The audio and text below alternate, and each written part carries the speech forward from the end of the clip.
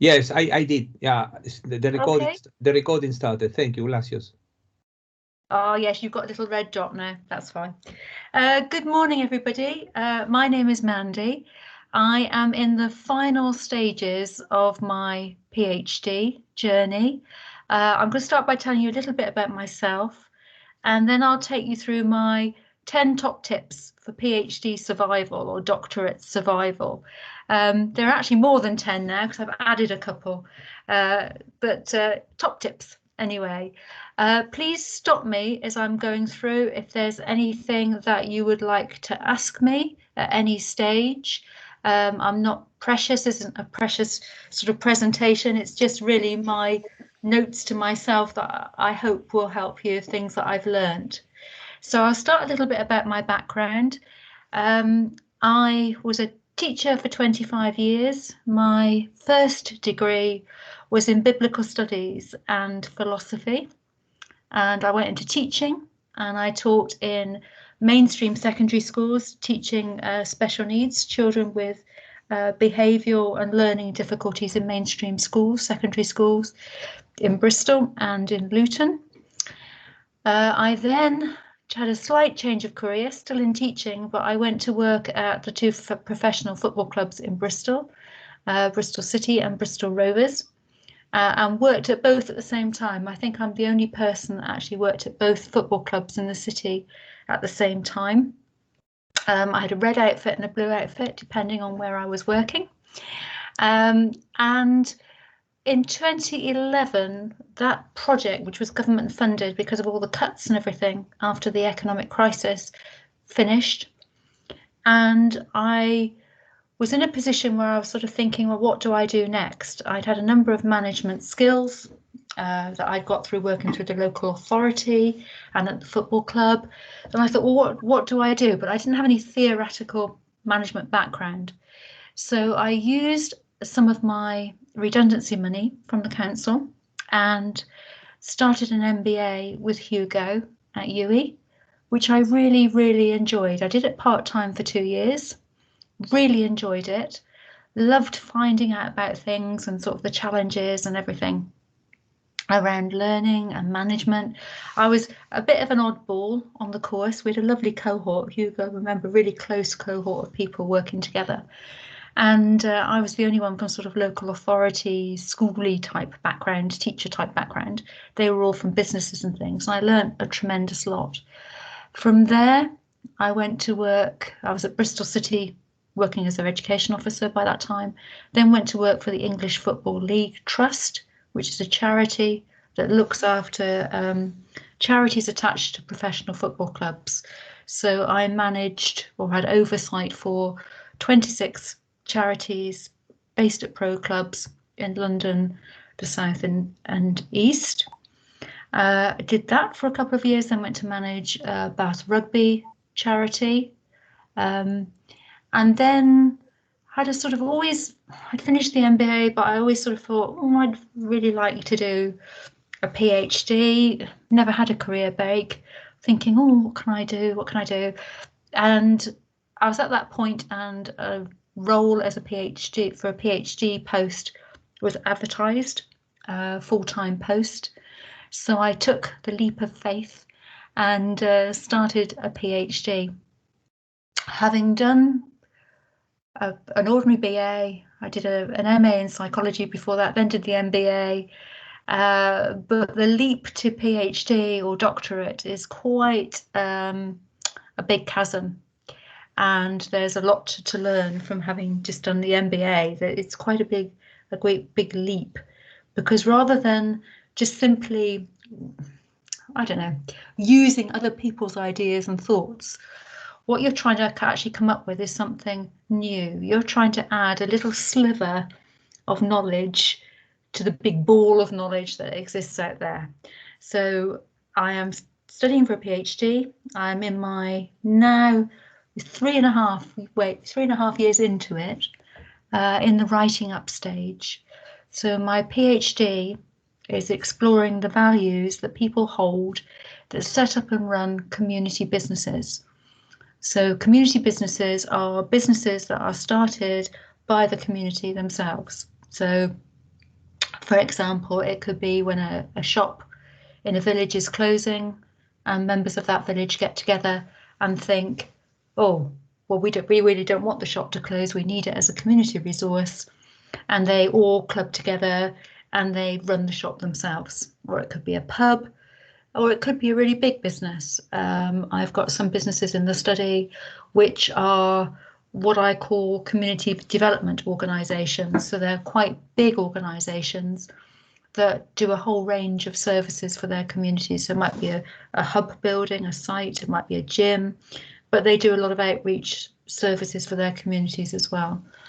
So community businesses are a very particular sort of social enterprise. So they're sort of social enterprises, not really run by individuals, but run by the community themselves for themselves.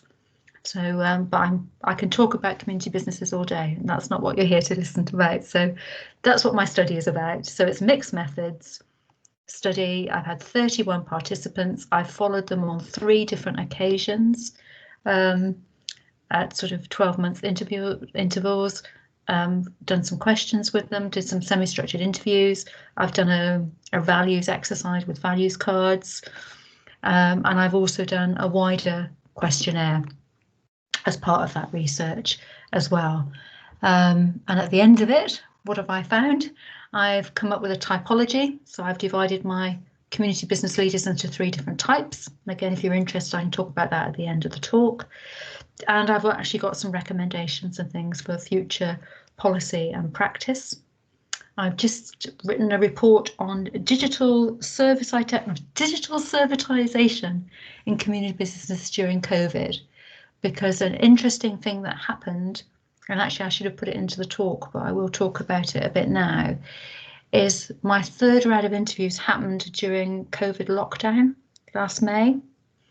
So before that, always gone out, done the interviews personally. I'm very much a sort of people person, going out there, talking to them, traveling all over the country, visiting them.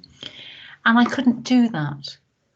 So one of the things about doing a doctorate is that you have to change, adapt, be flexible.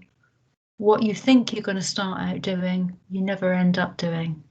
And I ended up doing all my interviews online, which is quite interesting when you've got a card exercise to do and you've got all these other things and people not really knowing at that time what Teams was and how we all worked with it, how it, you know. So quite interesting how you have to change and adapt. But if you're thinking of doing something like that, I can talk about that at the end if you would like me to. So my journey then, here I go. My first big tip is that you are supposed to be here. You are clever, you are intelligent, you are good enough to be doing doctoral studies. All of us suffer from this. You are not alone.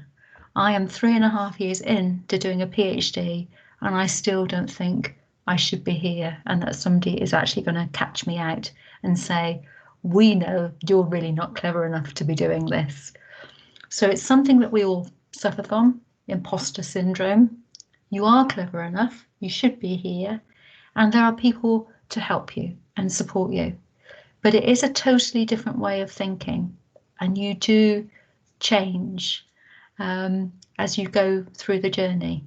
I say, hopefully these tips will help you with that and with the changes that you have to make in your thought processes, in the way that you work, all sorts of different things. But we all suffer from this. And when I gave this talk to a group of really young PhDs who were just starting out, everyone was nodding in the room. It's sort of like, yeah, in a minute they're going to catch me out. They're going to know really I'm not as clever as they think I am. But you are supposed to be here. You've got all the prerequisites. You've done an MBA. You've got all the skills. They need enhancing, but you are supposed to be here. My second one, I love this. Mr. Osborne, may I be excused please, my brain is full. Your supervisor is key. Your supervisory teams, your tutors are really key to your success. And they're all here to help you. And you're lucky because you got 2 brilliant ones this morning on the call, but they are really key. They are your sounding board. They are your support. I've got 3 brilliant supervisors. I started off with Don Webber, and he then moved to another university, but he's still in my team because it's like that. People keep going. I then moved to Glenn Parry. He then got a promotion and he moved, and I've now my 3rd supervisor, Peter. But they've all been with me all the way through, but they've just taken on their sort of main duties as we've gone through. But there is a joke in my office that if anyone supervises me, they then go off to new places to work. So I'm hanging on to Peter for dear life, so he doesn't leave before I finish my PhD. But your supervisor is key. But what I would say is they won't be chasing you. This is not a school. They will not be chasing you up. It's up to you to manage yourself, but also in a way to say to them that you're struggling. When I was teaching, I always said to my kids, look, learning to teach, I learned lots of different skills, I learned lots of different techniques, but mind reading wasn't one of them.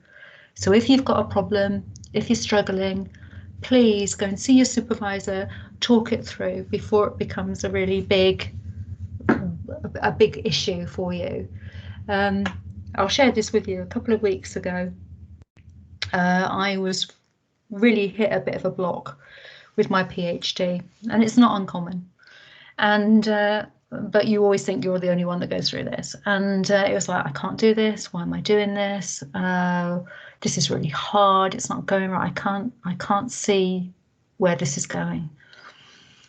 And I just one morning just let it all out to my supervisor. And she said, and he said, Mandy, it's perfectly normal. If you hadn't had that wobble, I would be more concerned. So what I would say is please don't bottle things up. If you've got any concerns at all, you are really good at this. Go and speak to your supervisor. Go and speak to your director of studies. Go and speak to Hugo, who is brilliant, I know, because he taught me my MBA. Vlasis is also very good. So go and talk to them because your supervisor is key and they will guide you through the process. All right, because it is a process. There is a way to do this. It's not just randomly going off and doing your research. There is a very specific way to do it, and you need to be able to learn that route to be successful. So your supervisor is key. Start writing. This is really, really difficult to do, and even now I struggle with this. I always think, right, I'll start by doing my emails, and then I'll do this, and then I'll do that, and then I'll start writing. The earlier that you start jotting down your ideas, writing your thoughts down, reading, writing up what you've read, put it in your own words, the quicker you do that, the more you get into it, the easier it will be in the end. So please, and we all do it, we all faff around and come up with all these other things that we have to do, but you just need to get writing, even if it's rubbish. Set yourself a little target. This week I'm going to write, I don't know how many other words, I'm going to write my thoughts down, I'm going to write in my diary. Whatever it is, the more you write, it's like riding a bike, the better you get at it. And there is a very particular style that you will need to adopt, and that's quite difficult. I think that's coming from the MBA to doing a PhD. That I think that's the difficult thing, is getting that style right. So I think the more you can write, the better, and share your writing, talk to each other about it. Own your research. It's your research, it's nobody else's. So when I go and have my supervisory meetings with my tutors, they say, well, I say, well, what do I do? What do I do? And they're like, well, we can't tell you what to do, Mandy. It's your research. We can advise you, we can direct you, we can ask you the right questions, but it's your research. So my research is mine. I own it. It belongs to me. I drive it. It's my idea, my thoughts. So own your research. It doesn't belong to somebody else. It belongs to you. And it's quite precious to you. I get very protective of my community businesses and my research. So it's your research. You own it. It's yours to drive and lead forward. This one I found quite hard, and I don't know if it's me generally or if it's all of us, but it will never be perfect. And criticism is constructive. You will write something which you think is like the bee's knees. This is the best thing ever, you know, up there with Einstein. I've come up with this new thing and it's great and blah, blah, blah, blah. And then you'll get it back from your tutors and your supervisor, and they'll say things like, right, well, that was good, but have you considered this? What about this? What about that? And at first it's a bit sort of like, oh, I thought this was really good. And you're getting criticism. But that's really good, because it's from that criticism that you grow and you adapt your research. You think about it, you think, well, yeah, because if my supervisor's come up with this, then there's obviously a hole in it somewhere. Better to get the criticism now, listen to it, deal with it, learn from it, than to wait until the end when you go for your Viva or whatever and you find that there's a massive great hole in your research. So listen to the criticism, take it on board. You don't always have to agree with it, but you have to be able to counter it, because sometimes people are, you know, your supervisor throw in this what about question to make you think. And it might be that you don't agree with what they're saying. So you need to come with a comeback. Why did you do it this way? Well, I did it this way because. So use that criticism, learn from it. It is constructive, you know, and take it as it's meant, not as a, you know, when you feel like you shouldn't be here anyway, and you perhaps you don't think you're clever enough, then getting criticism on top of it can just feel like another sort of nail, really. But don't think of it as building rather than it being destructive. Okay, and it really is a gift. Use it wisely. Think about it from your peers, think about it from your supervisors, but it's there to help. Always save and back up. I know this is like really basic, and you'll be thinking, why is this woman saying this? Because we all do it. We all write the best piece of writing ever, and then the computer crashes and it gets lost. You will also find that if you do qualitative research and you've got interviews and things, that you will need to save it onto OneDrive. So get used to using OneDrive, get used to backing everything up, because it's really heartbreaking if you do a really good piece of work and then the computer crashes and you haven't saved it, or it gets, you know, it just sort of freezes and you think, oh no, I haven't saved that. So although it sounds basic, save it and back it up always, because nothing is ever wasted, and keep copies of what you've done before. I've written lots of bits and pieces over the time, and now I find that I can go back to it, pick it up, put it in the right place.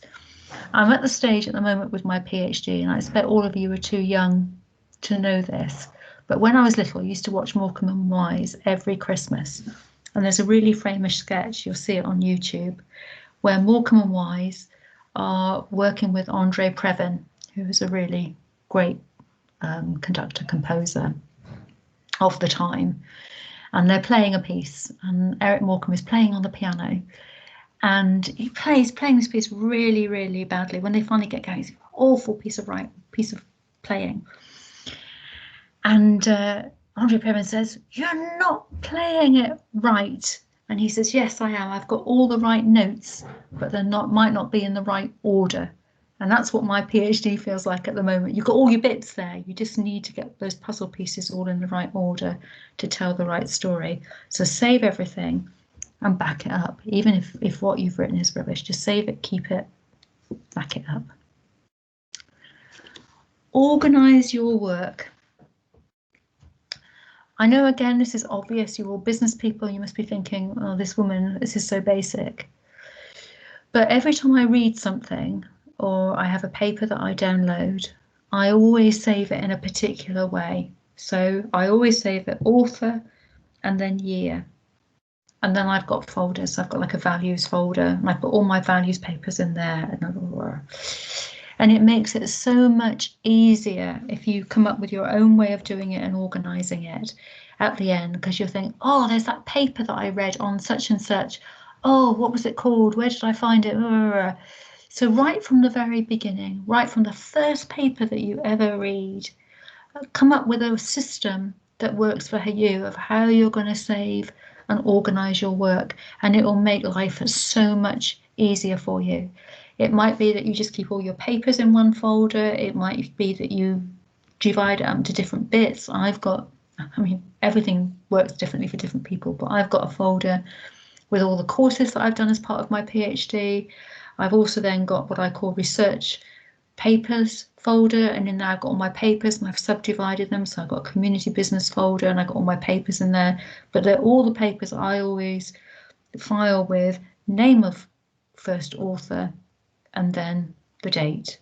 It might be that you want to put on there values, community businesses, whatever as part of that, but come up with a way that works for you. But organize your papers, organize your work. I've then got another folder which is called, what do I call it? PhD overview, I think, and in there I've got all my chapters. So it's just come up with a way that works for you, but organize it into categories that you will remember, that you can find and go back to things easily, because there's nothing worse than reading a really good paper and then not being able to find it again. And same with taking notes. When I take notes, I put them in a particular order. I've got what I call a précis folder, and that's where I keep all my notes. But you'll come up with a way that works best for you. But as I say, I'm happy to talk it through, but it's something you need to find a way that works. But do it from the beginning, and it will save you a massive amount of time when you come to write things up. Learn to reference. Find a reference tool that works for you. I use RefWorks because I started using RefWorks for my MBA, so I started to use it then. But I think most people now use Mendeley. Find a tool that works for you and stick with it. Put all your references in there as you go along, and you can do it really easy from the library when you download a paper. If you click on there, it'll say save reference to, and you save it to your referencing tool. I then use Cite and Write, which is RefWorks, so that when you're writing, it will insert the right reference for you and form the bibliography as you go through. Again, this might have been something you did with your MBA. We did it a bit. I didn't really use it too much for my MBA, but I use it all the time now. So again, it's great for sorting out your papers. If you want to sort them that way, you can. You can also save the paper itself into Mendeley or whatever. I don't, but you can do it that way as well. So you can save the papers as well. So I would say referencing is really key. Making sure you've got the right references, and even when you've got an electronic tool, it still sometimes goes a bit whiffy and squiffy and gets it wrong. So get to use a tool that works for you, and then I would suggest you use something like Cite and Write to put your references in. And you can come up with a reference style that suits you. I use UE Harvard, I think it is my one that I use, and you can find it on the referencing, and it will cite it in the right way for you. And you can save videos, you can save all sorts into it. I'm sure you know this, but it's just something that you learn. It's your reference tool is your friend, and it can do all sorts. If you're using something like NVivo for your interviews, in interview analysis, you can import and export between the two. So you know, find a tool that works for you. I think most people now use Mendeley. Set yourself targets. I try and set myself targets. I don't always meet them. In fact, more often than not, I don't. But I try and set myself a target. It might be a word count. It might be to read a number of papers in a week, and write yourself a little list and tick it off. You won't be able to read everything at the end. You're going to have to do it as you go along. So set yourself some little targets that are achievable. Break it all down. Somebody said to me, it's like doing a PhD or a doctorate is like eating an elephant. When you're faced with an elephant, how do you eat a whole elephant? Well, you break it into bits and you chunk it down and you eat it that way. So same with your PhD. Set yourself little targets, do it little and often, so that it becomes a habit. But also give yourself time to do other things as well, because you do need to eat, you need to sleep, you need to socialise with other people. She says, as someone who sits most of the time at a desk, but you do need to do that. And I know you're doing your doctorate part-time, so you need to, I would say, do some slots every week and come up with little targets that you set yourself. Sign up to PGR courses, as postgraduate research courses. Now, you do this as part of your DBA anyway, but there are lots of courses and things like that that are there to help you. And sometimes you think, oh, it's going to be a waste of time. Why do I want to go on a course on referencing? My advice is that you always learn new stuff. You always pick up hints and tips and things that you didn't know. And that hour can be really well spent. Some of the courses I've gone on, I thought, oh, perhaps not.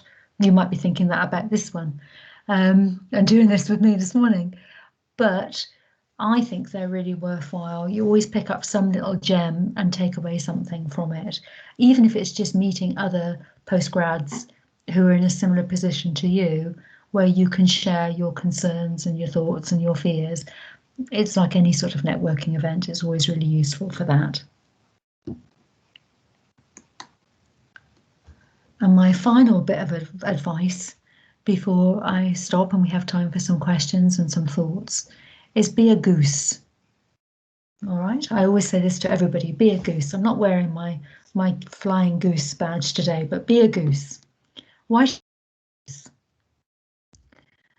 Right, geese always fly in a V formation. They fly in a V formation because it gives them strength, so they get support from other people.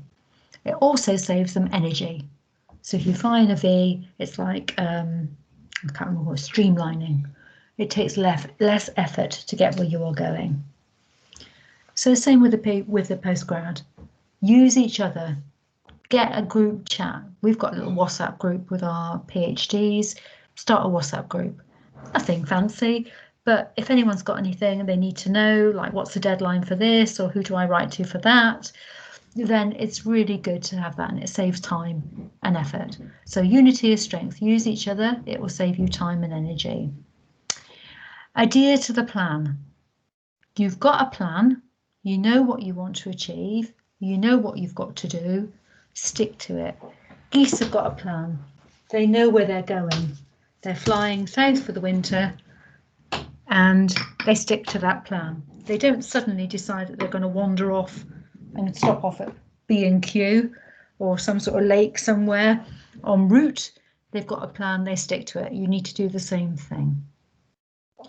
Empower others to lead. Geese are brilliant. One goose will take the lead and all the others will follow. But when that goose gets tired, they step back and somebody else takes the lead. So it gives everybody a chance to achieve their best. So there'll be somebody in your group that's good at one thing and somebody that's not so good. So find out what each other's skills are and use that to help everybody else. Geese also show tremendous empathy for each other. So if a goose is ill or dying and it drops out of formation, 2 geese will drop down with it and they'll wait with that goose until it either gets better and they rejoin their V, or it dies and then they'll leave it there and then they'll carry on and they'll fly together. So I would say the same thing.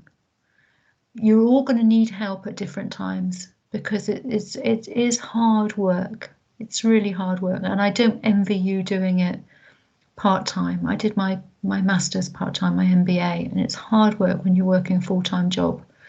So show each other empathy, look out for each other. If someone's gone quiet on the WhatsApp group, just send out a little, everyone all right? Oh, I'm really struggling with this, and just see what comes back.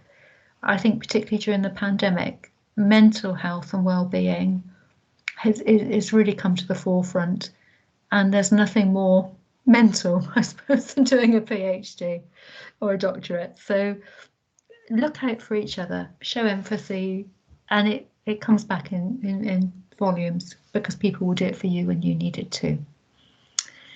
And the last one that geese do brilliantly is that they support each other by honking really loudly. So geese honk at each other to keep themselves alert, flying together. Just communicate, really. And I would say the same thing. Communicate with each other. Communicate with your supervisors. Just honk loudly. Just tell everybody what's happening. Good, bad, indifferent, just share it. And you will find that there'll be other people that are feeling the same and struggling in the same way to try and upload their essay in time to get it finished and all these other things that I know that you have to do. So honk loudly would be my thing. And finally, buckle up and enjoy the ride. I've really enjoyed doing the PhD. There've been days when I have banged my head on my desk and I've just thought, why the hell did I ever start this? And you will be the same. But at the end of it, I have learned so much about myself, about the businesses that I'm studying. I wouldn't change it for anything. So that would be my advice to you. So that's my tips. So I'm going to end the show now, and I'm not sure how I stop sharing. How do I click you back up? Let's see. Where's that? Ah, there we are. You're back in the room. There Yes. we are. I hope. Well, no one seems to be nodding off. That's a good sign. I hope that was helpful. Yeah, very good. And please, let's give the turn to our students, and maybe you want to introduce yourselves, like, you know, with a couple of sentences to Mandy and discuss. Yeah, just to say that it was a really great cohort, Mandy. Remember the MBA, but in particular, yeah, you were absolutely brilliant, really, and it was really fantastic how much I learned from you during the dissertation, really. So absolutely great, really, to work with you, Mandy. So fantastic. So please go ahead. So we're intended to be, like, you know, a much more as an informal discussion, really. And, you know, we like, you know, Mandy, that I like, you know, I avoid any sort of you know, the imposition of any structures in my in my teaching and even in my research. So please feel free to intervene as you wish. Do you want to start going round and saying who you are? Who have I got at the top? Nikki? Sorry, Nikki? Would you like to introduce yourself? Oh, you're on mute, I think. You're on mute. Yeah, Lindsay, you are mute. You have to unmute your microphone. No. Maybe let me see. Sometimes I have the rights to unmute. What is Lindsay? Okay. She's typing. There's obviously a problem. Yeah, she's nodding. Let's have a look at my notes. Hang on. Yeah, I don't know. No, I don't have the option to unmute. Oh, it's not responding. Okay. Okay. You carry on trying. George, would you? Oh, she's done it. Brilliant. Hello. Hello. Yeah, it was frozen for some reasons I don't understand. So hello, Mandy. It was nice having you, and your story is amazing and encouraging and frightening. Oh, no, I didn't mean to frighten you.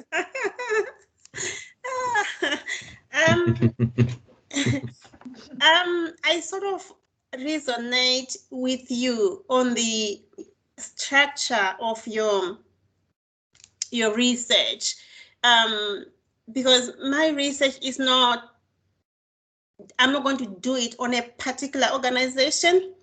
It's sort of cross sectors. Yeah. And I want it that way because I'm researching on leadership and followership from the race point of view. And how does race influence employee organizational behavior? So I was happy to know that you've done your sort of cross sectors, and it's sort of doable. So yeah, I'm Lindy. My background is I've worked as a veterinary practice manager for a while, and I've done my MBA with Cardiff Uni.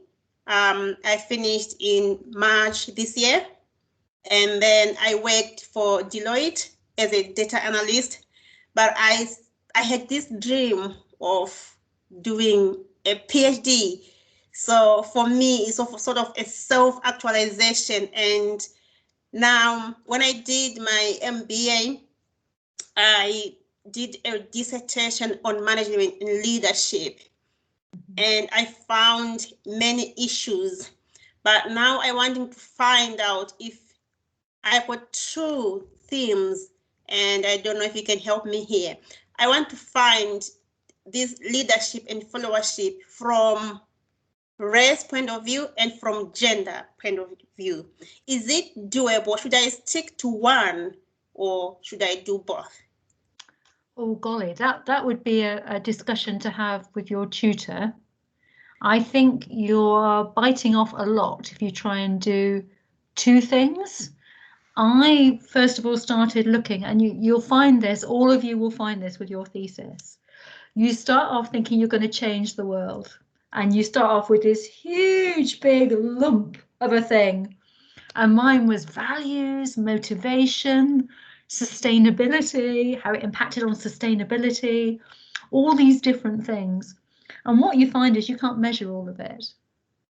So you gradually whittle it down, and you whittle it down, and you whittle it down. So motivation for me has been dumped. I've sort of dumped that because it's a whole big area on its own. So now I'm just focusing on the values, and the values that drive people to want to lead community businesses. So there has been that sort of compression. So I would suggest that, I think what you're doing is really good, but I would pick one. Because I think to pick two, and your dissertation is actually shorter than mine.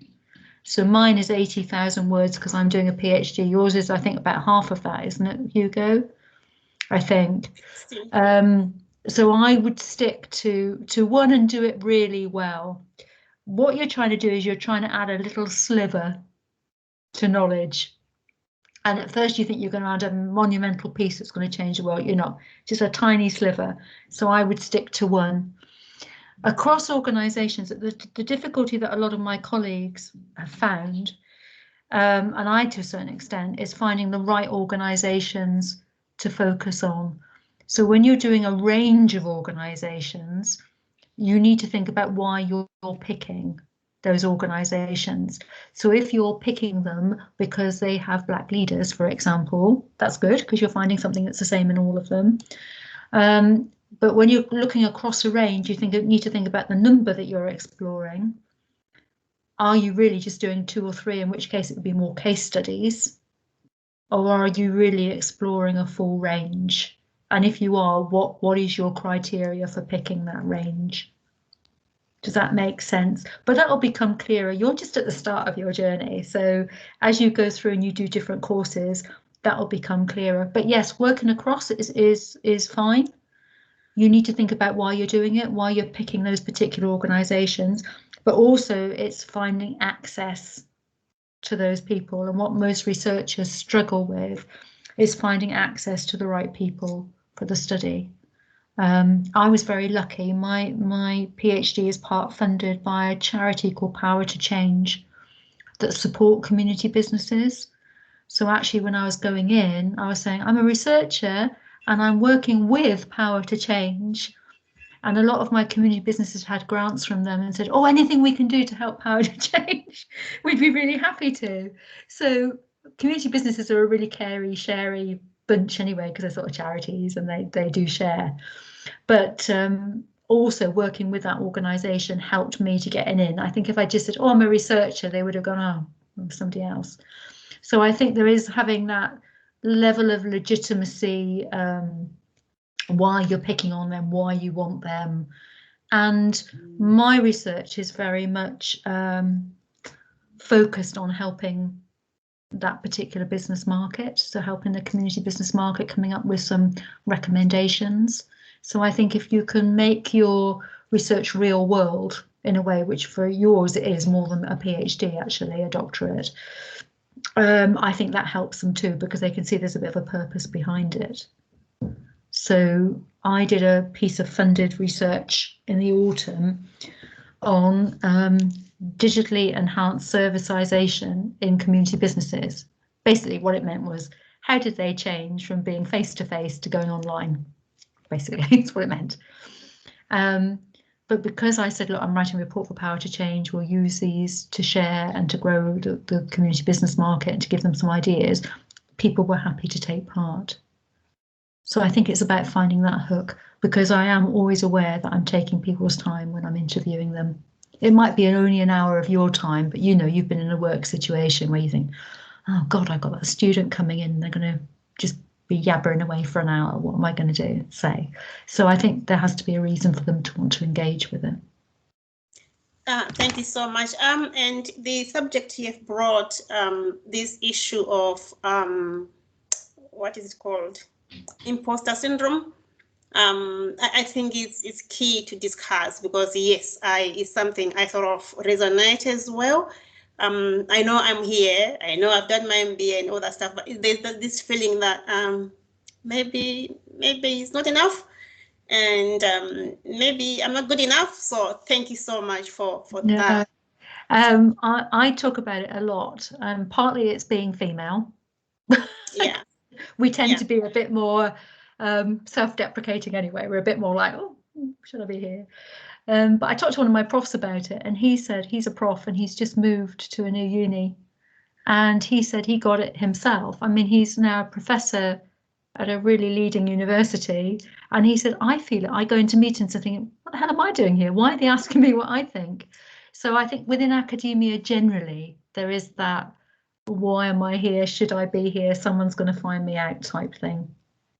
But I think that then makes you better in a way, because you're not as arrogant. You don't go into this thinking you know it all. You're always sort of trying to but it happens to all of us. So if someone's here said they didn't feel it, I would be more concerned. Okay. Thanks, Mandy. If I can just add to the great comment from Mandy, Lindsay, the other reason is to focus is that, you know, when you talk about these two areas that you have mentioned, like gender and leadership, you will discover that there is a huge, you know, spectrum of literature in each, right?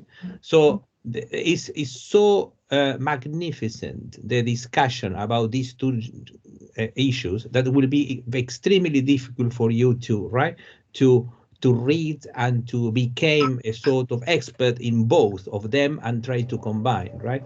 So remember that, you know, you are limited to your resources. You are not a team of researchers doing a research project with a multi-million, you know, research, you know, funding. You know, you are at some point alone.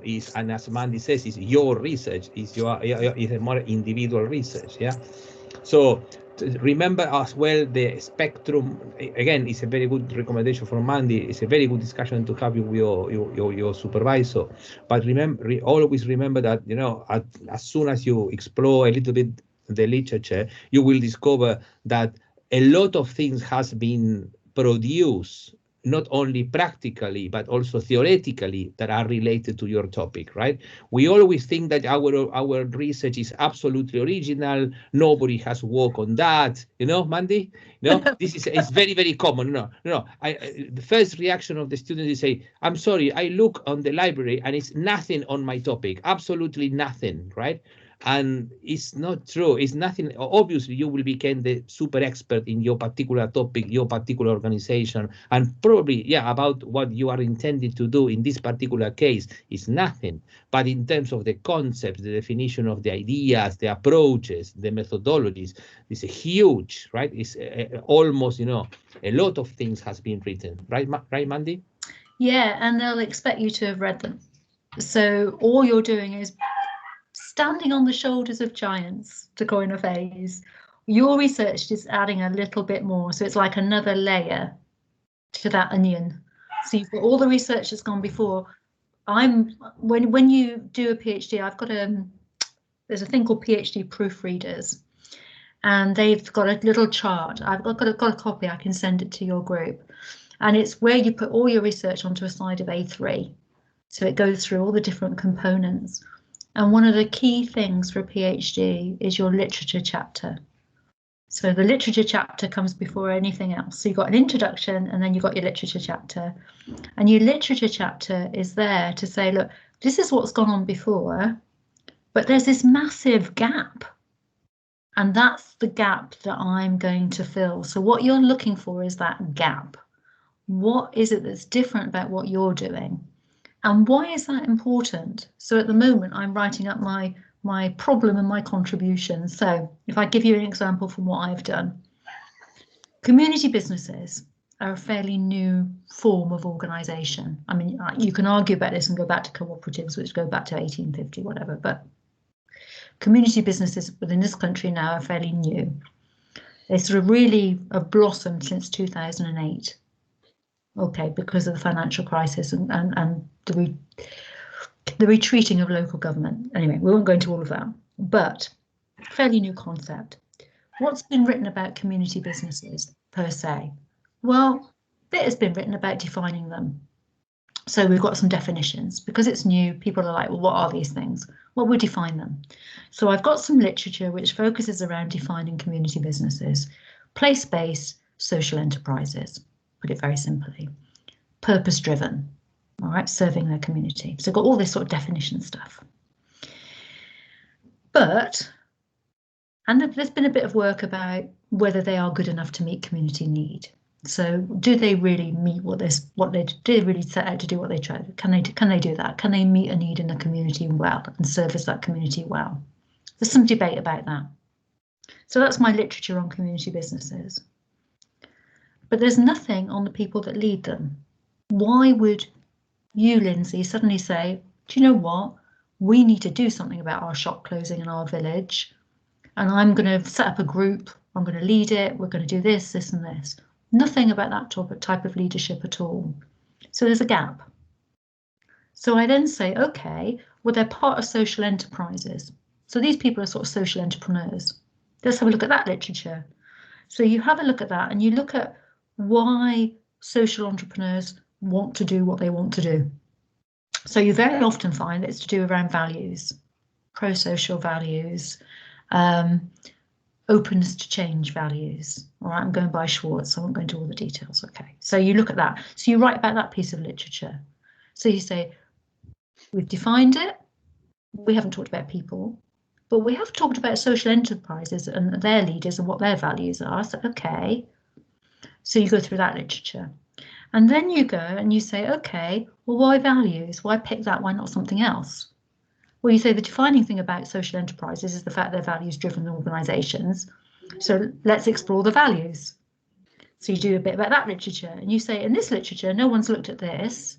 No one's looked at community business leaders. So what's my gap? Well, my gap is we've said they're values-driven organisation. This is what values are. No one's used values to explore this group. No one's talked about the values before, so that's my gap. That particular group, their values have never been explored before. It's a very tiny group. There are 11,300 community businesses estimated in the UK. It's not a huge group. Okay, well, why is it? Well, why should we care? Why should I care whether somebody starts a pub in my local village? Why is it important? Well, it's important because they are community-based organisations that aim to keep those communities together and to regenerate those communities. So without people doing that, that wouldn't happen. So I've got a community business that took over the running of a local leisure centre. The leisure centre was going to close. Local authority were going to shut it. The community were up in arms. They put together a business case. There was an asset transfer to them from the local authority. They now run that leisure centre for that community. Their numbers are going up. They've got more people going there than ever. It's run largely by volunteers. There are about 2 paid staff that run the whole building. They've got a swimming pool, which they didn't think they'd be able to open, which they've now opened as part of it. And they're developing it. So they've now opened a cafe. They've built a cafe and they're opening a cafe. The community is thriving. They've got access now for disabled people. There was never disabled access before. So all these things. So why is it important? For that community that leisure centre is serving, that being shut would have been devastating. They would have had to drive miles to a brand new purpose-built leisure centre the other side of town. So in terms of community cohesion, in terms of supporting the most vulnerable in that community, that's providing a key service. So that's why it's important.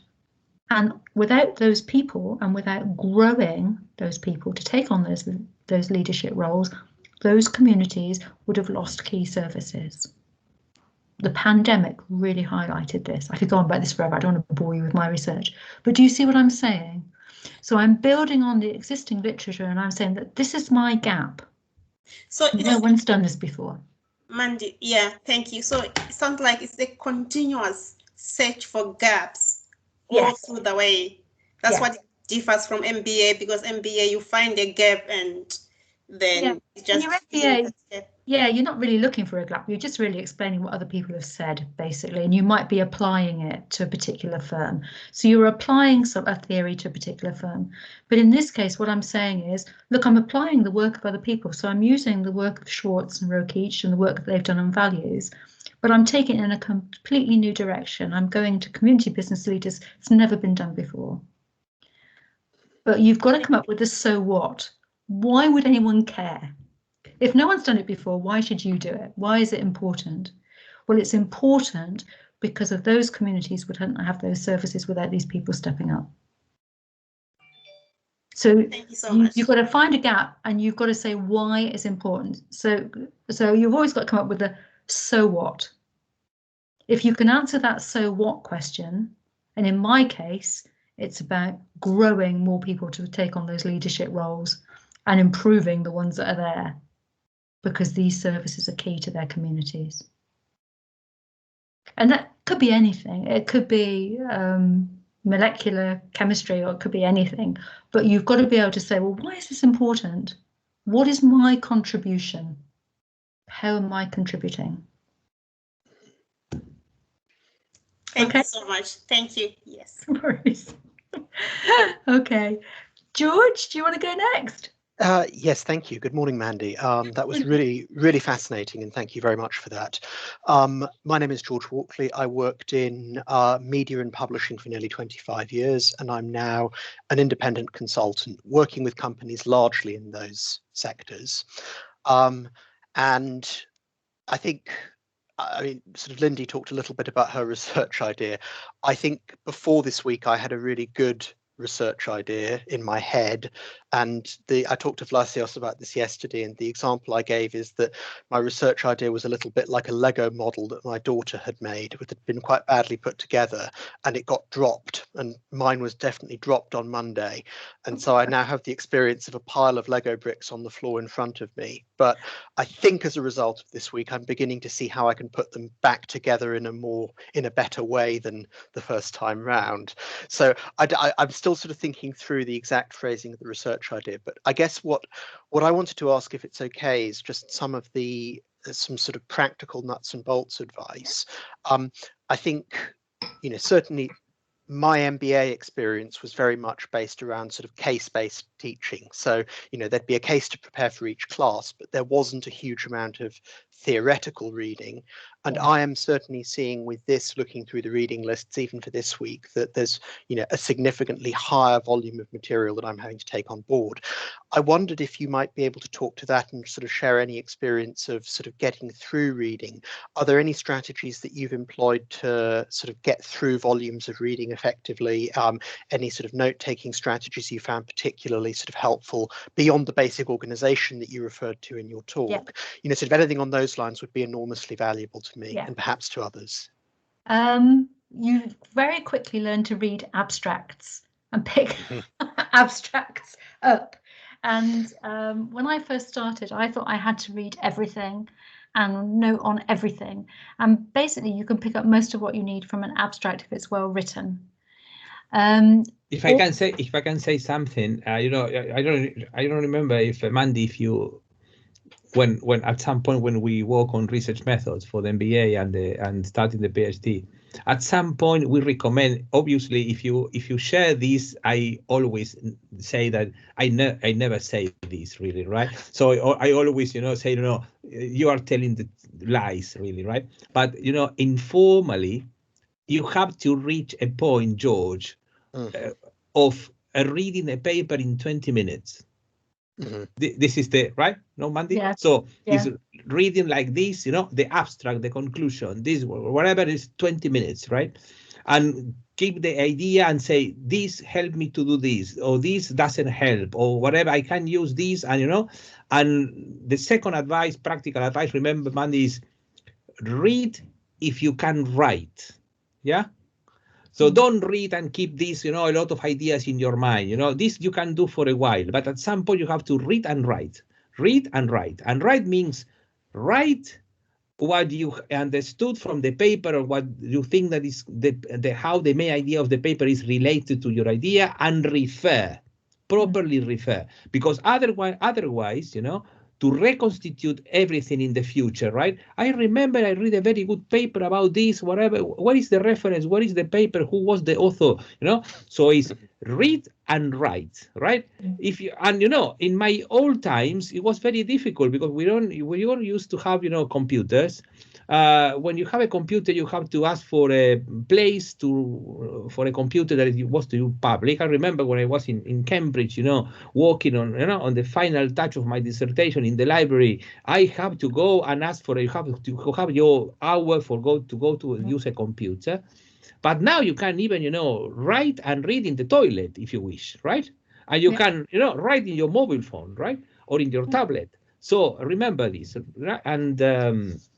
And maybe the third more technical advice, George, is what already Mandy suggested in the presentation. Use a proper, try to decide beforehand the software that you are going to use to make this write and reading. The university now has adopted Mendeley, right? So I will suggest that is absolutely fantastic. My son is using EndNote in the University of Bristol, and it's absolutely gorgeous, right? As well, for EndNote you have to pay. It's just few pounds in relation to the time that you will save, and the time and the accessibility that you will gain. But Mendeley is perfectly fine. I'm sorry, I'm not interrupting Mandy anymore. No, Please. no. Okay. I mean, I would agree. I skim read. I tend to read. When I was looking at where people got their theories from, I'd read their sort of literature review of the paper, and you'll start to see the way the papers are laid out. And that's really useful for when you're writing your own research, because there is a format to follow. And you'll get, the more papers you read, the more you'll pick up the format, and you'll look and you'll see that everybody writes in the same way, pretty much. So you get an idea. So at the beginning, I'd read like the research background, so their literature review, and then I'd pick out things from the literature review. I think, oh yeah, okay, and that would take me down a little track to look at something else. But I think, yeah, just try and skim read first of all. Try and get a gist for your field first of all, but always write things down. Always say, what did I learn from this paper? I've got somewhere, I can't remember where it is, a book which tells you about how to read critically. And it is that sort of, how do I pick out the 3 key things from this paper, and how does it relate to what I want it to relate to? You read a lot of stuff that you'll never ever use. So I've read a lot, I've gone down a lot of alleys and thought, this is brilliant. How does it relate to what I want to do? It doesn't. What a waste of time. But it's never wasted. But you need to come up with a system that suits you. But yeah, I would set yourself like, I'm going to read, I don't know, 3 papers this hour, or I'm going to do this or whatever. And then just sit down and scroll through. And the more you do it, the quicker you'll get at it. And also have a look at what level the paper is at. Don't waste your time on low level papers. So if you look at their ratings, all journals are rated. If you look at the journal ratings, and there is a list that you can look at, I can't remember who's put it together now, but there is a ABS list or something like that. there's a list which tells you what journals are good journals and what, you know, so you have like a 4-star journal, which is really like top rated. Yeah, you can use the ABS list, that is Association of Business School list, but you can use as well Scopus, and you can use the Social Science Citation Index. But as soon as you access in the journal, you will find usually in the top right corner or on the left, or it will say it's called the score of the paper or of the journal, really. How many right? people have cited it, whether it's a good journal, whether it's a bad journal. Yeah. Now, I will also say that with rankings, be careful, because in some fields your journal won't be a 4-star journal. So when I'm looking at work around charities and community businesses, very often they are not in the high ranking journals. And that's not because the research isn't very good. It's just that it's perhaps a little bit more to one side. It's not quite as sort of mainstream. So it's true, and sometimes you're right. The journal is very young, it's very new, right? Yeah. And it's very innovative. It's top ranked, and sometimes they are the same authors who publish in another top-rated journal, but they want to publish very innovative ideas in this journal, and the journal is because it's obviously in the ranking, older is the journal, more possibilities to be higher in the top because they have more references. Basically, everybody refers to this, right? But Mandy advice is very, very good, and in particular in social sciences, the variety is very wide. So the main I will recommend, the main idea is what Mandy says: refer peer-review journals, right? As the main source of your, let's say, data. Obviously books, right? The seminal authors and books, and then peer review journals. So don't try not to use articles published in the web page, Mickey Mouse, whatever, Mickey Mouse studies of leadership, in the web page X, right? No, because it's not value for money really. So it's better to invest your time reading a good paper or a peer review, right? Journal paper, right, Mandy? Than anything that comes to your site. Yeah. And books, papers will be more up to date than books. So your papers will be much more up to date, and they'll also be written in a very different style, much more a style of a PhD rather than a book. So I read a lot of books because I read sort of philosophy and values, and a lot of those sort of books are books rather than papers. But I found it actually affected my style of writing. So I've gone back to reading a lot more papers again because that's much more the style of a PhD. So just be careful with books because they are written in a very different style. They're much more talky, much more as I'll be talking to you. And that isn't really the style that you're aiming at when you're writing. So read the papers, look at the style, find a style that suits you as well when you're reading through and think, yeah, I really like that. I like that sort of turn of phrase. I like that. And you'll start to see the same phrases being repeated because there is a very set style to writing a paper. But look at where the paper is, and think about it. Does this feel right? Does it sit right with me? I don't usually go through all the results sections unless I'm really forced to. I tend to look more at the sort of, okay, what are they doing? But when I look at when I'm writing my methodology chapter, I then look more at the methodology sections of papers and think, okay, well, how did they do this? Because then I review my methodology against that. So that would be my recommendation. Be quite sort of careful in what you read, I suppose, really, and think about where it is, who it's coming from. And particular journals will have particular stances as well. So it's a bit like reading a paper, like the Telegraph will have a particular right-wing stance on things, and certain papers will be, certain journals will be the same. They'll have a particular stance as well. So just be aware of that. Yeah. So they might be very quantitatively based around numbers and number crunching, whereas if the work that you're doing is mainly interviewing, then you think that jars a bit. So just have a think. That's really helpful. Thank you very much indeed. Okay. Who have we got next? Kelsey? Oh, hi. Hello. So I'm Kelsey. I work in a telecommunications company. So I've kind of got a few ideas in my mind on what I want to focus on, because I work with different parts of the world. So I work with Scandinavia and the Middle East, mostly Saudi Arabia. That's a contrast. Yeah, and that's what I'm really interested in, because I have to adapt every time that I speak with them and when I visit them. Like, I've been to Saudi Arabia a few times, and I think in the male dominant industry such as telecommunications technology, going to a country where men are seen as superior to women is very interesting for me to go there. And as their account manager, they think I'm an assistant when I go there.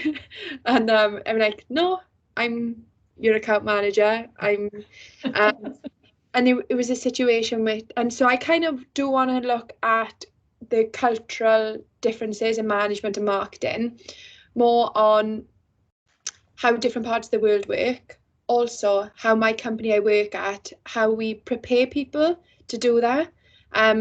I worked on the Middle East because no one had really worked on it, so I'd done it on a business development side of things, and I've adapted and been like a sponge, and also changed to the way they think. So I'm either going to go down the cultural and bring in gender values, or I'm going to go into more women in the Middle East from a Western background.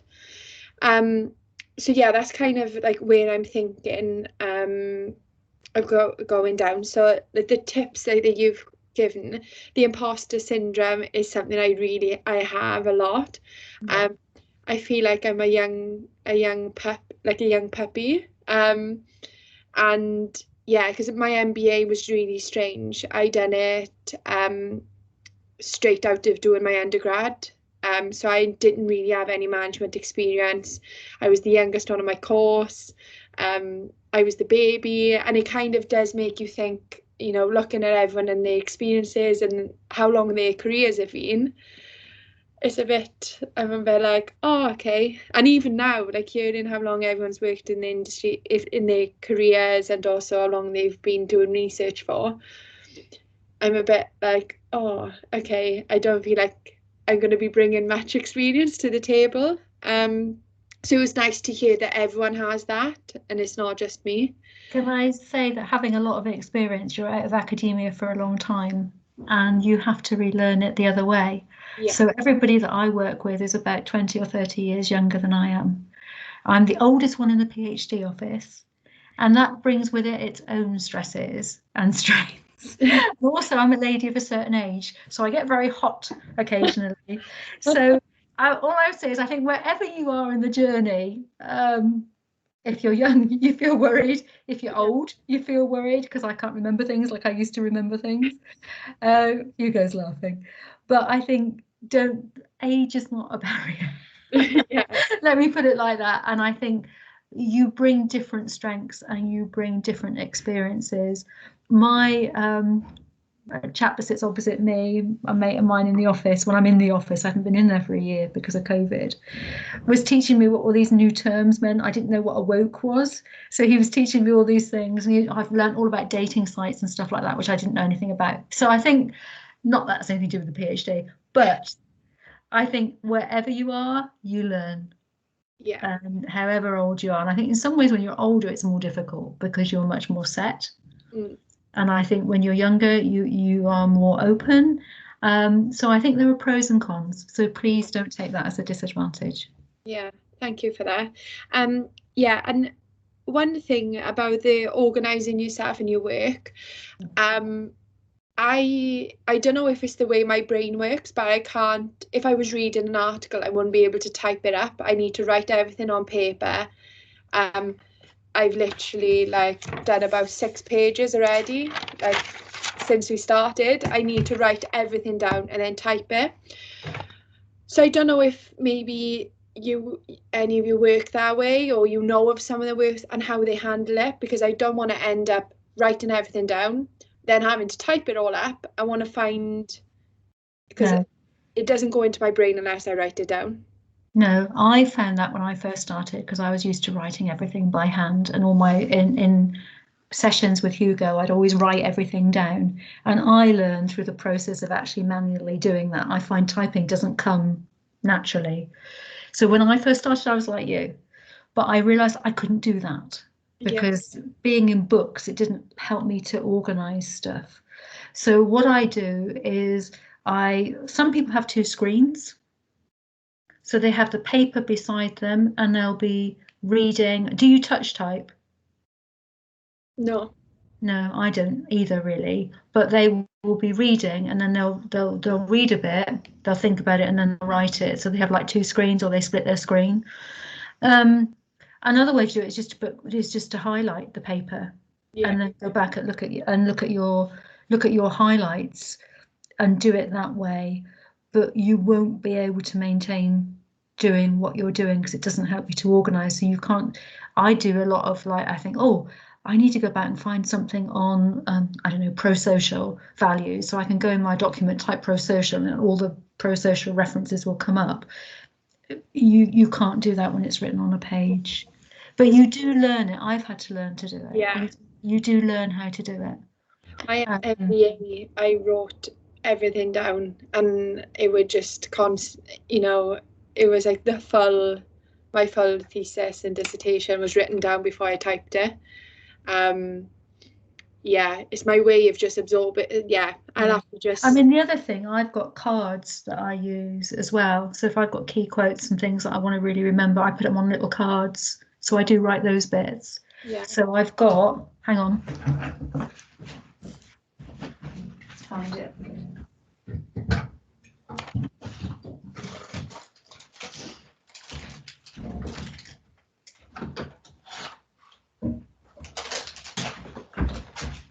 It's the beauty of working in your office. Here we are. I've got like a little card index. You see that? Oh yeah. And I've got little cards that I write things on and post-its. So that might be a way of doing it as well. To just, if you want to scribble on those. So it's sort of less time consuming, or you can order them. So I've got little files and I keep them in there. In orders. That might be a way of doing it, and then you can bring that in, the bits that you want to bring in, you can bring into your document. But I would try and practice writing, whether you read your PDF on a tablet and then you type, but I think you need to do something like that, otherwise you're going to struggle. But I think the cards are quite good if you just want to write down some key notes. That might help. Thank you for that. Because I print out all the documents and then do little notes next to them and highlight them, but obviously that's not good for the environment. And by the sound of the thing, you can do that with your PDFs. You can download, if you download a PDF thing, you can do PDFs and do post-its on your PDFs. Okay, brilliant, thank you. That was the only thing from me. Well, it's nice to meet you and good luck. That's a really good piece of research, but I think you've got very chunky.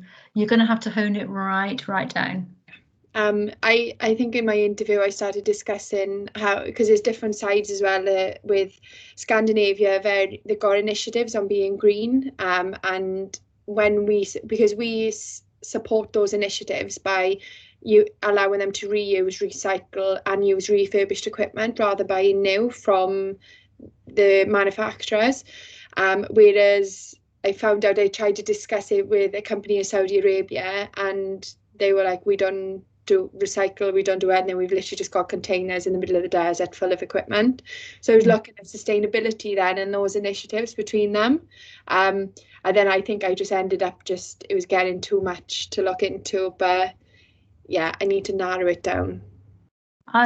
Comparisons are difficult to do when you're not embedded in both of those, because mine is contextual. Community businesses are all contextual, and when you're doing research, what you try and do is highlight those different contexts, and I think it's quite difficult if you've got two that are so diametrically opposite. You've got to somewhere find something that links them.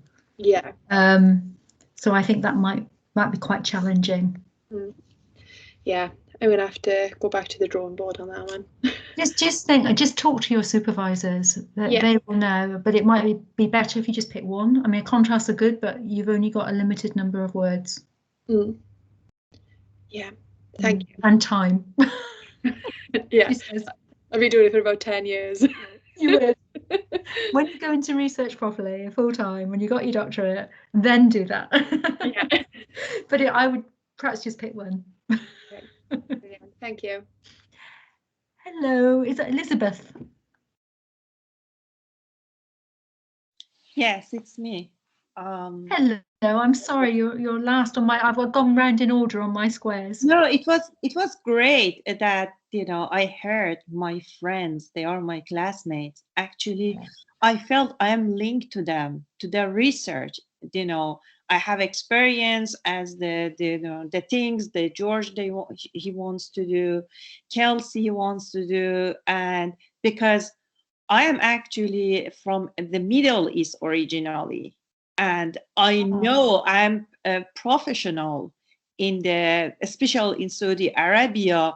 If I talk to them, I can speak partly as well in Arabic. My main language, native language, is Farsi, but I know the culture very well, and I work with them as well. And when Lindy, she talked about the leadership, because I have the experience for long time, leadership in human rights campaign, and as well I work with, Jeff project by UN in Iran for reducing the poverty and green area.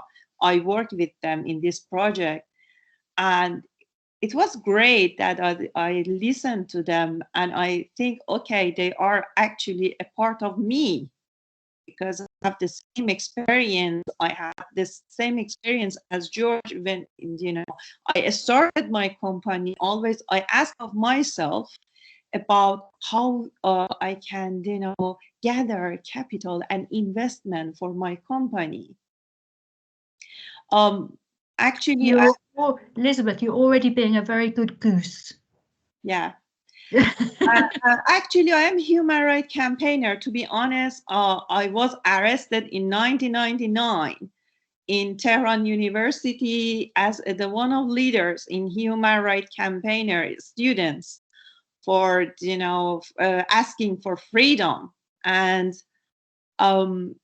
as well I come from an academic family. My father, he was a professor, and he was a part of, he ran his own company, start 1970s with General Electric.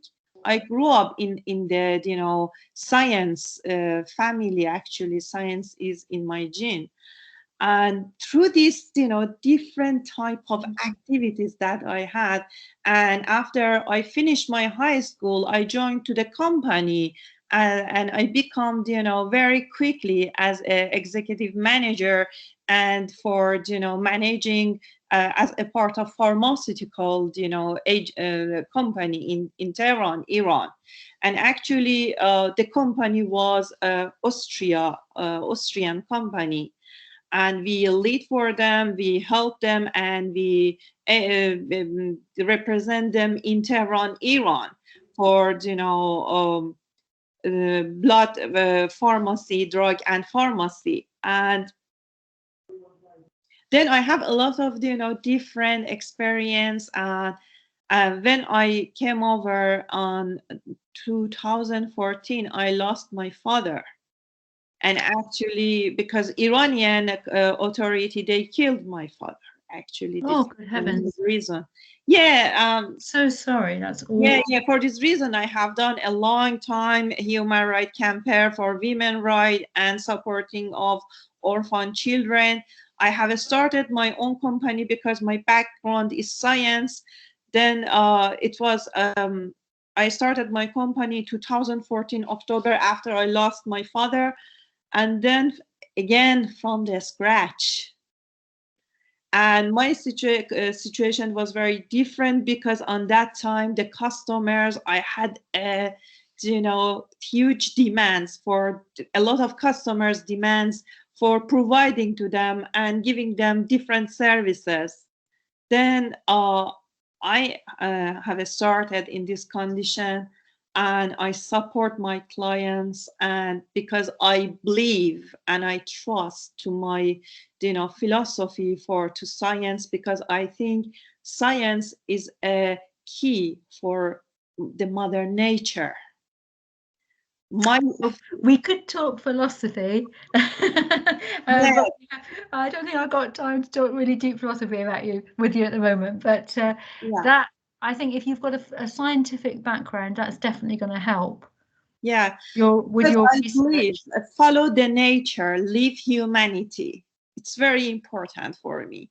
Then I support, different, projects, scientific projects in different to scientists and researchers.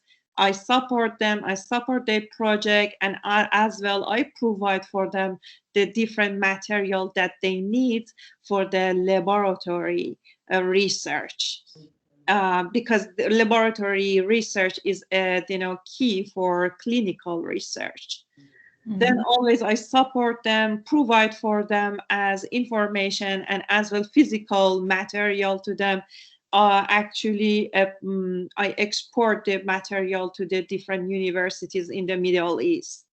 And I have faced with a lot of problem during the procedure, because it was difficult for some customs, my items, they only have a storage for 1 week, but the procedure in the customs is more than 1 month sometimes. Oh gosh, yeah. It was a big trouble. How could I, overcome of such, barriers, and it was terrible time for me. But I could solve it, and I could reach a great. It was a quite complex situation and context, Elizabeth, right? So I'm wondering, maybe Mandy want to hear about your project for your PhD. Are you planning to do? You have already explained to us before, but what your doctorate will be about?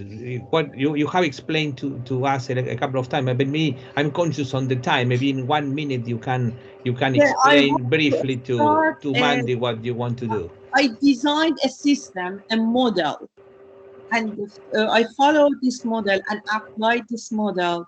And this model actually works for me within, more than 6 years. And then so is it logistics? It's not only logistics. Scientific material management has different aspects, legal aspects, which is linked to FDA's laws and regulation. Another aspect is customs management. Another aspect is logistics as well, which you need to manage them properly. Another aspect is payment methods. It's very difficult from the Middle East to the Europe, when you need to have a proper strategic plan. And I have designed already a model, but only I want to apply academic theories into my model. And I want to start a platform for performing and bring a complex system to a model of platform, which makes a work very easy for scientists and researchers. So how are you planning to bring that theoretical background? Are you looking to, have you got a theory that you've based it on? Yes, I have a theory actually, but I need to examine my theory. But actually, to be honest, I know the results because I have a database, CRM, and I have more than 4,000 clients in my CRM. Already, I know even the answer, but right, well, can I just stop a minute? Can I just say, yeah, you probably do, but I didn't assume anything when I started, because what a PhD teaches you is that it throws up, a bit like your story, all sorts of different things as you go through. And I know people that have been very definite about what their PhD is, and at the end of it, they've come up with something totally different. So I really admire that you've got real certainty, but what I would say is keep an open mind. Yeah. I think. And I always say, you know, be like a child in your research, not in the way that you do it, not chaotic, because I've just said to Kelsey, be organized, but keep that sort of awe and wonderment. I go in, and every time, and it's very easy to go in. I did 3 rounds of interviews. I came up with a typology after the end of the first interview. So I said, there are different types of people that do this. So 3 different types. And this type, and this type, and this type. And I'd already sort of categorized people in my head before I went back to interview them again. And in a way, that's really quite dangerous, because people are saying things that are contrary to your model, and then you dismiss it. Yeah.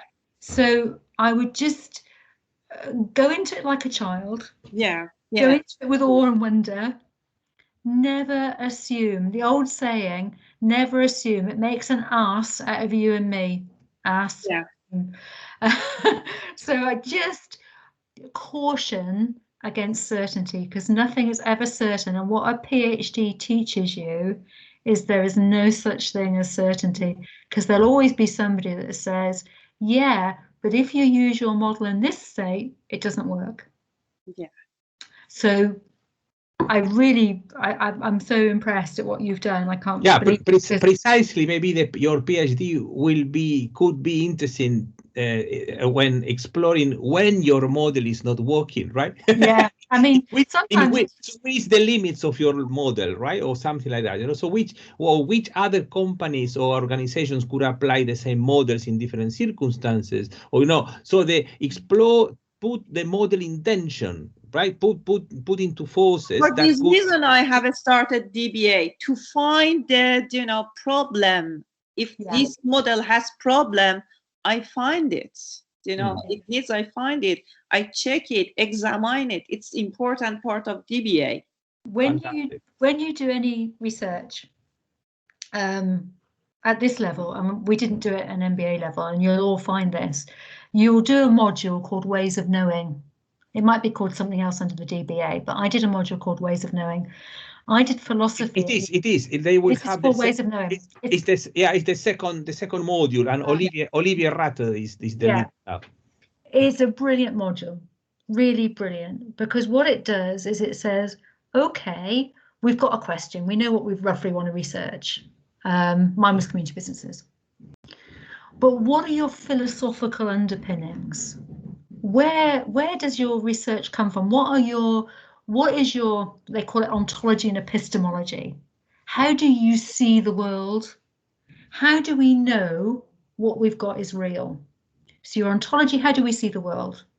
Do you see it in a very scientific way, a very naturalistic way, that you've got a hypothesis, there are laws of nature, this is the way things work? Or does everybody have their own views, or an interpreter's view of, well, what's good for me might not be good for you, whatever? And I think that is a real eye-opener to any research, because it's not about your question. It's about what your fundamental understanding of the world is. And I think all of you will find that module really interesting. And that's not something you really look at in an MBA. It's much more practical. But I think you will find that module particularly interesting, because you have to question your own assumptions, and all of them have counter arguments. So you could be the world's biggest positivist. Yeah. This is science, this is this, this is this, this is this. And somebody will say, yeah, but hang on a minute, that's not right. The world doesn't work in that way. So social science doesn't work in that way. My research is critical realist, so I'm sort of in the middle. Hugo will laugh. Typical Mandy. I think there are structures, but I also think that we have our own interpretations of it as well. I think there are like different levels of understanding. So that would be my structure, my understanding. But I think you'll particularly find that really interesting. But my advice is never assume anything. Yeah. Take anything for granted. But that's really interesting. Your background is fascinating. And I think between the 4 of you, that's why I said you're really good geese. Yeah. You've all got things that you can add to each other's studies. You've all got really different perspectives. Absolutely. Yeah, it's fantastic. I think you set up. Have you got a WhatsApp group? Yeah. Yeah. We already have a WhatsApp group. Brilliant. So And we I have think if already, anyone's got anything, you know, you might even want to say, God, wasn't Mandy's talk rubbish? And you'll all go, yeah, it was. But this is the way of learning, really, right? It's your way of learning. You know, even if you was that, gosh, that was a bit of a yawn. You know, it's a way of learning, a way of communicating with each other. And one of you will get stuck on something and you know, I can see real links between Kelsey's research and Liz's research and also Lindy's research, you know, and all of you, it all meshes together. But I think there'll be some very interesting conversations on ways of knowing. Let's just put it. It will be, absolutely. Really good. Fantastic, Mandy. Thank you very much. These people, they have a short break now before joining the following session for lunch. Fantastic, really, Mandy, as usual. So now you have the contact of Mandy again. Please feel free, right, Mandy, to contact. Yeah, anytime. I'm really, really happy. I can send you a copy of the slides if you want. I've got a couple of other bits and pieces from. I'll send them to Hugo, and then you can do with them what you will. I would certainly recommend the overview of the thesis one